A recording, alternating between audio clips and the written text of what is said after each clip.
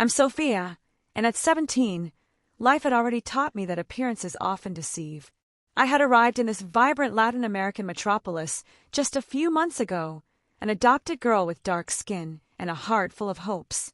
My adoptive parents, though wonderful, didn't always understand the subtleties of my experience. The new school, the prestigious St. Ignatius Academy, felt like a parallel universe. Its hallways were wide and bright, but they also seemed to whisper stories of lineage and privilege. I, with my different origin story, felt like an outlier in a perfect equation. The first day of classes was a palpable mix of excitement and anxiety. I tried hard to smile, to appear confident, although inside my hands were sweating uncontrollably. I wanted to fit in. I wanted to be seen for who I was, beyond any label. My new backpack weighed on my shoulders, loaded not only with books but with the weight of unspoken expectations.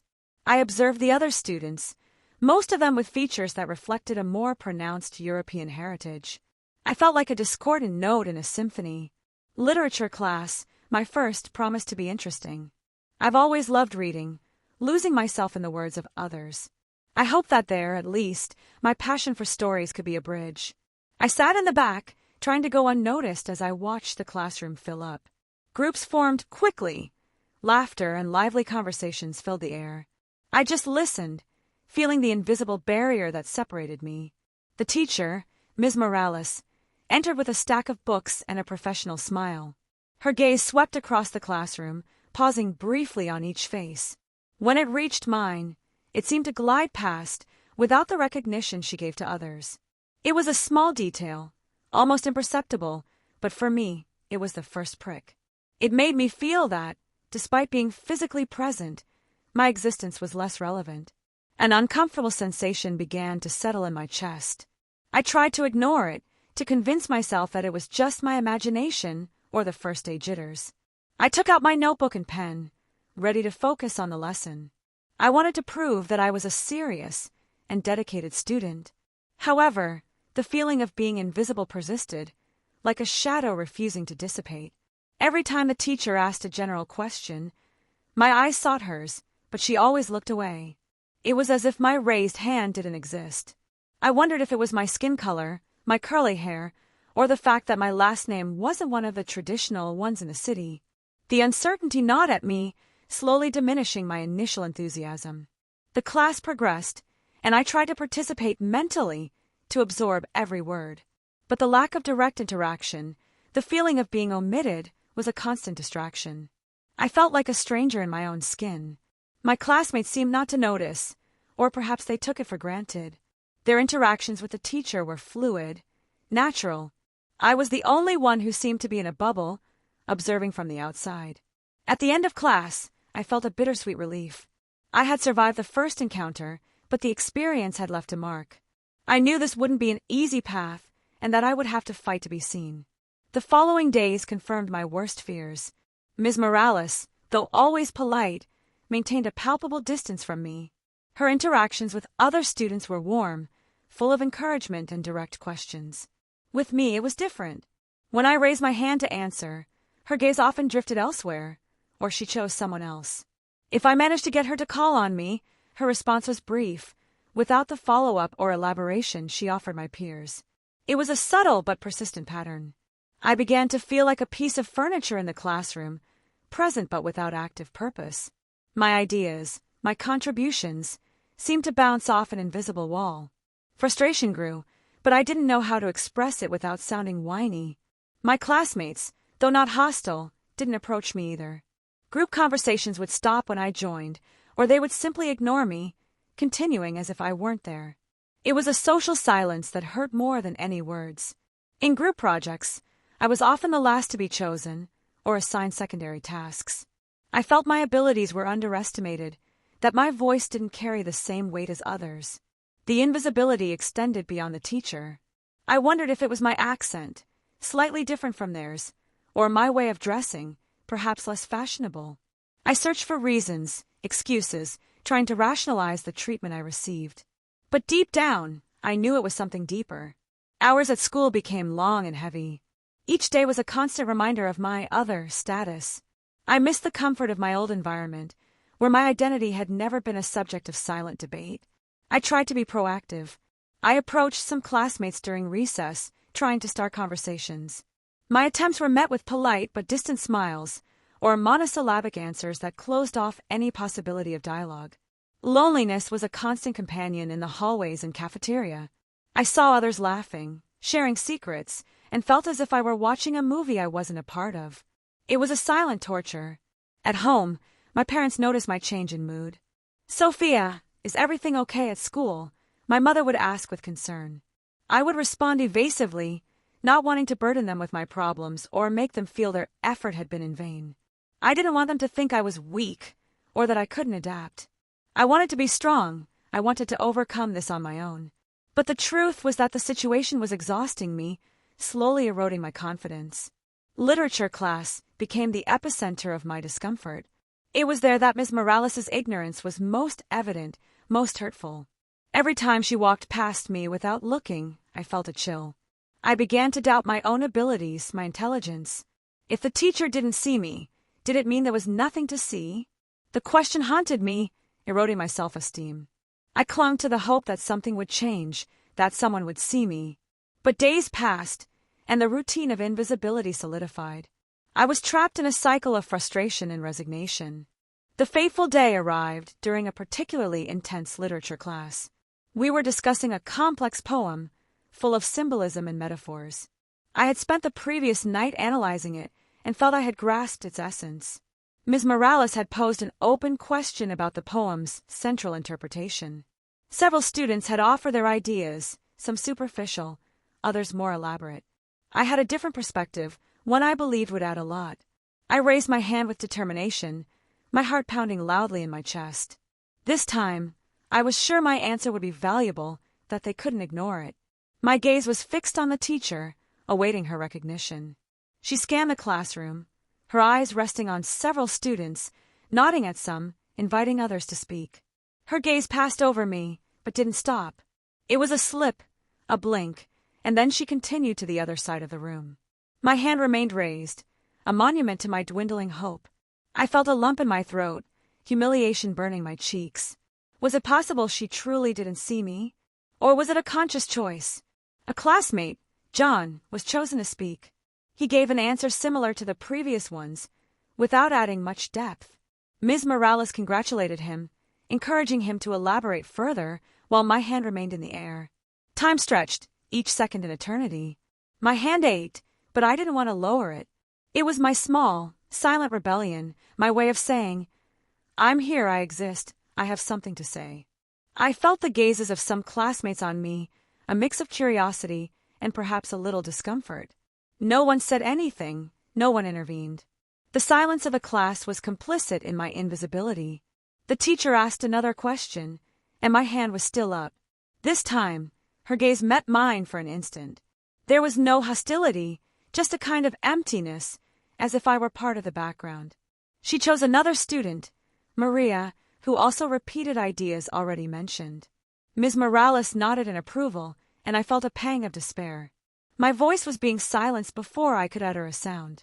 My eyes filled with unshed tears, a mix of anger and sadness. I felt so small, so insignificant. All the effort I had put into preparing, into wanting to participate, was fading away. It was in that moment of deep desolation that I heard a clear, firm voice. It wasn't mine nor the teacher's. It was a new voice, which resonated in the tense silence of the classroom. "Ms. Morales," the voice said, "Sophia has had her hand up for a long time. I think she has an interesting perspective to share." The voice belonged to Camilla, a girl who had always seemed quiet and reserved. The entire classroom fell silent. Ms. Morales, visibly surprised, turned towards where I was. Her expression shifted from indifference to a mix of astonishment and perhaps a little discomfort. My eyes met Camilla's. There was a silent strength in her gaze, a determination that sent a shiver down my spine. She had stood up for me, without hesitation, without truly knowing me. The silence in the classroom after Camilla's intervention was deafening. I could feel everyone's eyes, not just on me, but also on Camilla. The tension was palpable, a knot in the air. Ms. Morales, with an expression trying to regain composure, finally addressed me. "Ah, Sophia, I hadn't seen you. Do you have anything to add about the poem? Her tone was forced, tinged with obvious discomfort. My mind went blank for a moment, overwhelmed by surprise and the sudden attention. The previous humiliation mingled with a wave of gratitude and a little fear. What would I say now? I took a deep breath, trying to calm my racing heart. I looked at Camilla, who gave me a small, almost imperceptible, nod of encouragement. Her courage gave me the strength to find my voice. Yes, Ms. Morales, I began, my voice a little shaky at first, but gaining firmness with each word. I believe the poem speaks not only of loss, but of the resilience that arises from it. I elaborated on my point, explaining how the nature metaphors in the poem reflected the human capacity to adapt and flourish even after adversity. I spoke of the beauty found in healing. As I spoke, I felt the words flow more easily. It was as if the invisible barrier that had silenced me had broken. My classmates listened, some with expressions of surprise, others with interest. Ms. Morales listened with an unreadable expression. She didn't interrupt me, nor did she correct me. She just nodded slowly, her eyes fixed on me, as if seeing me for the first time. When I finished, a different silence filled the room, one of reflection, not of ignorance. The teacher took a moment before speaking. A very insightful perspective, Sophia. Thank you for sharing. It was a simple phrase, but for me, it meant the world. It was the recognition I had longed for, the validation that my voice mattered. I felt a warmth spread through my chest, dispelling the cold of invisibility. Class continued, but the atmosphere had changed. The glances that once avoided me now rested on me with new curiosity. I was no longer just the new girl, but the girl who had spoken. At the end of class, as I gathered my things, Camilla approached my desk. Your analysis was brilliant, Sophia, she said with a genuine smile. I couldn't believe the teacher didn't give you a chance. Her words were a balm to my soul. It was the first time a classmate had approached me that way, without reservations, without distance. I felt an instant connection with her. Thank you, Camilla, I replied, my voice still a little emotional. I really don't know what to say. You didn't have to do that. She shrugged modestly. Everyone deserves to be heard, she said simply. In that moment, her act of courage had not only given me a voice, but had also given me a friend. After class, the conversation with Camilla continued as we walked down the hallway. She asked me about my old school, about my interests. For the first time, I felt truly heard in this new environment. She didn't ask uncomfortable questions about my background or adoption, nor did she look at me with curiosity. Her interest was genuine, focused on getting to know me as a person, not as a label. That was an immense relief. We discovered we had several things in common. We liked the same books, enjoyed independent music, and were both a bit introverted. The conversation flowed with surprising ease. Camilla told me she had noticed how Ms. Morales ignored me from the first day. At first I thought it was my imagination, she said. But then it became too obvious. It didn't seem fair to me. Her empathy deeply moved me, knowing that someone else had perceived the injustice, and that I wasn't alone in my feelings, was incredibly comforting. I felt validated. I felt so frustrated, I confessed to her. It was as if my presence didn't matter. I started to doubt myself, whether I really had anything valuable to contribute. Camilla nodded in understanding. I get it. It's horrible to feel invisible. That's why I couldn't stay silent. Someone had to say something. Her integrity was evident in every word. That afternoon, instead of going straight home, I stayed with Camilla in the school library. We did homework together, shared ideas and laughs. It was the first time I felt part of something at school. Camilla's presence was a balm for the loneliness I had experienced. She had not only defended me, but had opened a door to the connection I so longed for. Our friendship quickly blossomed. We met during breaks, had lunch together, and helped each other with homework. Her company made the school days much more bearable. Ms. Morales, for her part, seemed a little more cautious in her treatment of me. Although she didn't become effusive, she no longer ignored me so blatantly. The passive glances had transformed into minimal recognition. Some classmates also began to approach, curious about the new friendship. Camilla's intervention had broken the ice, creating a small crack in the bubble of isolation that surrounded me. I realized that a single act of courage could have a ripple effect. Camilla's voice had not only given me an opportunity, but had begun to change the class dynamic, even if subtly. The experience taught me that it's not always about fighting alone. Sometimes, help comes from where you least expect it, and an outstretched hand can be the bridge to a new beginning. My friendship with Camilla not only brought me companionship, but also helped me rebuild my confidence. She encouraged me to participate in class, to share my ideas without fear of being ignored. Her support was constant and genuine. In group discussions, if she noticed I was being interrupted or my voice was getting lost, Camilla would subtly redirect the conversation back to me. "Sophia had an interesting point about that," she would say, giving me space to express myself. With her encouragement, I started raising my hand more often, even in other classes. I no longer felt the same fear of rejection. I knew that if I wasn't heard, at least I had someone who believed in me. Ms. Morales, though still reserved, occasionally began to call on me to answer. Her questions were more direct, and her nods, though brief, felt more authentic. The ice was slowly breaking. I realized that invisibility was not just a perception, but a construct. Someone had to break it, and Camilla had been that person. Her act had opened a breach for me to be seen. My academic performance also improved. With less anxiety and more confidence, I could concentrate better on my studies and enjoy learning. School stopped being a place of torment and became a space for growth. I started exploring new extracurricular activities. I joined the debate club, something I would have never considered before. The idea of public speaking, of defending my ideas, no longer terrified me as much. In the debate club, I discovered that my analytical skills and unique perspective were valued. My teammates listened to my arguments and encouraged me to refine my public speaking. It was a very different environment. Camilla, though she didn't join the debate club, always came to support me in competitions. Her presence in the audience was a constant reminder of the courage she had inspired in me. The experience taught me that confidence is like a seed. It needs to be planted and nurtured. Camilla's act was the initial spark, and my own willingness to grow was the fertilizer. I began to understand that my worth did not depend on the approval of others, but on my own self-perception. External validation was nice, but internal validation was fundamental. As my confidence grew, so did my voice. I no longer settled for silence. If I felt something wasn't fair, I found a way to express it, respectfully but firmly. The school, which was once a place of isolation, transformed into a space where I could thrive. There were still challenges, but I no longer faced them alone, nor with the same fear. The story of how Camilla stood up for me spread throughout the school, albeit quietly. It wasn't gossip, but rather an anecdote that circulated, an example of courage. This led to a subtle shift in how some students treated me. Curious glances became friendlier, smiles more genuine. The invisible barrier began to fade. Some classmates who had previously ignored me now greeted me in the hallways or included me in casual conversations. It was slow progress, but significant. I felt the atmosphere was becoming more inclusive. Ms. Morales' attitude also evolved.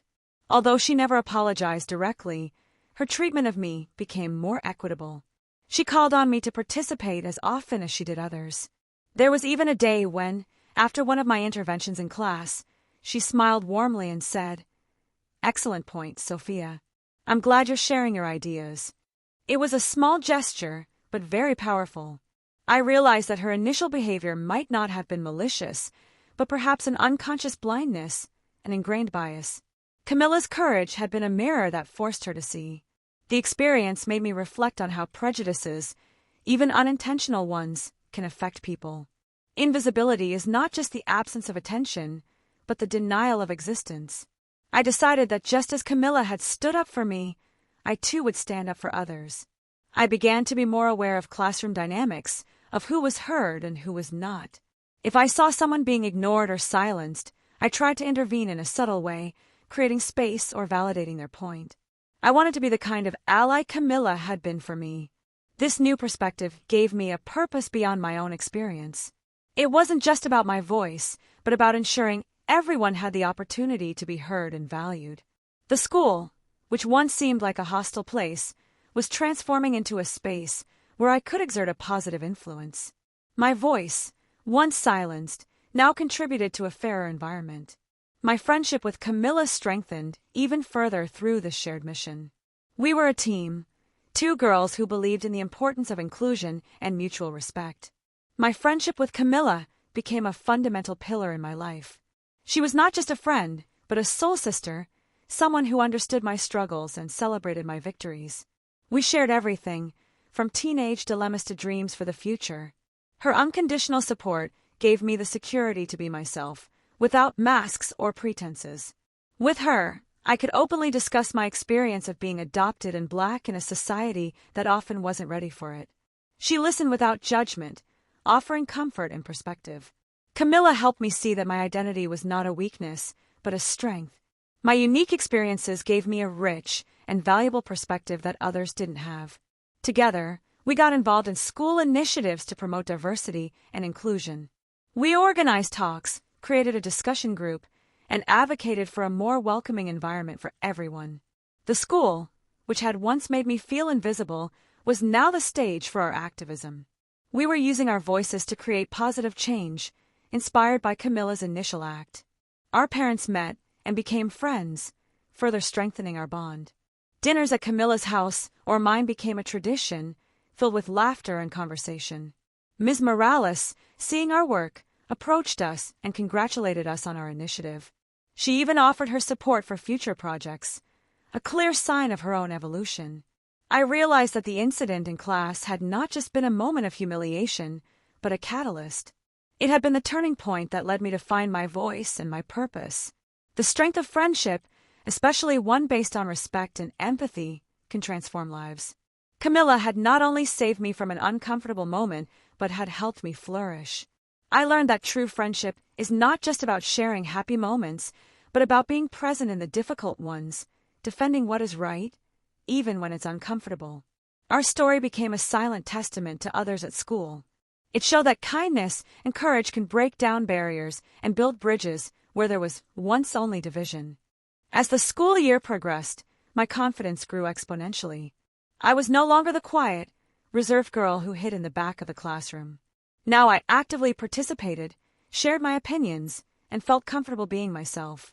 The experience of being ignored and then defended had given me incredible clarity about the importance of my own voice. I understood that my worth was not in the approval of others, but in my authenticity. I began to embrace my full identity, Sophia, the adopted girl, the Black girl, the girl with a unique perspective. These labels, which once made me feel different, were now part of my strength. I realized that diversity was not something to be tolerated, but celebrated. Each person brings with them a story, a culture, a worldview that enriches the whole. My relationship with Ms. Morales also transformed. From initial indifference, we moved to a relationship of mutual respect. She even asked me to help other students with their literature essays.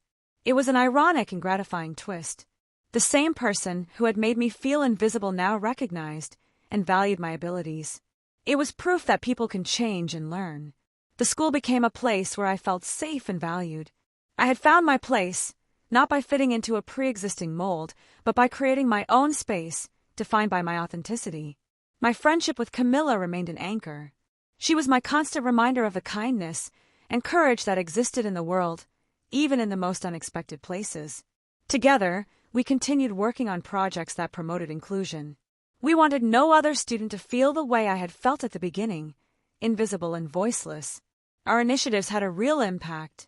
The school implemented new diversity policies and created safe spaces for students to share their experiences and concerns. I felt proud to be part of that change. My personal story, which had begun with pain, had become a driving force for a greater good. I learned that the labels others put on us do not define us. We are the ones who have the power to redefine ourselves, to transcend expectations, and to forge our own path. The classroom incident became a fundamental part of my personal narrative, not as an open wound, but as a scar that recalled resilience and the power of human connection.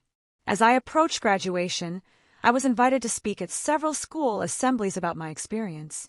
I shared my story of invisibility and how an act of kindness changed everything. My voice, once silenced, now resonated in the auditorium, inspiring others. I spoke about the importance of empathy, of putting oneself in another's shoes, and of the courage to speak up. Many students approached me after my talks, sharing their own stories of feeling ignored or different. I realized that my experience was not unique and that my voice could be a beacon. Ms. Morales, present at one of my talks, approached me afterward with tears in her eyes.